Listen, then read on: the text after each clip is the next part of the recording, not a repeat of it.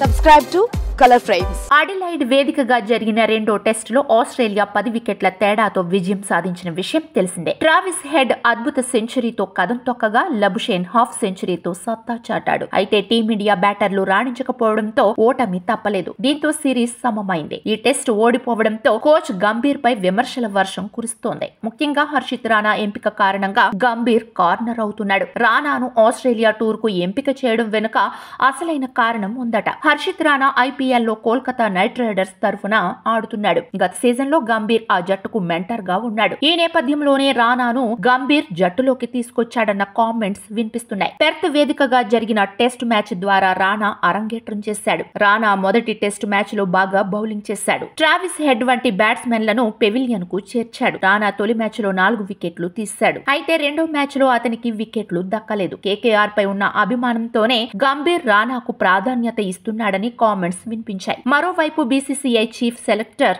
అజిత్ అగార్కర్ పేరు కూడా తెరపైకి వచ్చింది. రాణాను టెస్ట్ జట్టులో ఎంపిక చేయడం గంభీర్ నిర్ణయం ఒక్కడిదే కాదని చీఫ్ సెలెక్టర్ అజిత్ అగార్కర్ కూడా గంభీర్ కు మద్దతు ఇచ్చినట్లు ఇంగ్లీష్ వార్తాపత్రిక ఇండియన్ ఎక్స్ప్రెస్ తెలిపింది. రెండో టెస్ట్ మ్యాచ్ అనంతరం విలేకరుల సమావేశంలో రాణా ఎంపికపై రోహిత్ ను విలేకరులు ఓ ప్రశ్న అడగగా తొలి మ్యాచ్ లో రాణా అద్భుతంగా బౌలింగ్ చేశాడని రోహిత్ చెప్పాడు. కీలక సమయంలో వికెట్లు పడగొట్టి జట్టును ఆదుకున్నాడని అన్నాడు. అయితే హర్షిత్ రాణాను ఎంపిక చేసింది అతని దేశవాళీ గణాంకాలను బట్టేనని గంభీర్ టీం చెబుతోంది. ఎందుకంటే హర్షిత్ రాణా ఐపీఎల్ లో కేకేఆర్ తరఫున కంటే ఫస్ట్ క్లాస్ క్రికెట్ లో అతని గణాంకాలు బాగున్నాయి. దేశవాళీ మ్యాచ్లలో అతడి ప్రదర్శన చూసి ఎంపిక చేసేందుకు గంభీర్ మొగ్గు చూపాడని గంభీర్ టీం సభ్యులు అంటున్నారు. వీడియో మీకు నచ్చినట్లయితే ప్లీజ్ లైక్ చేయండి, షేర్ చేయండి, కామెంట్ చేయండి.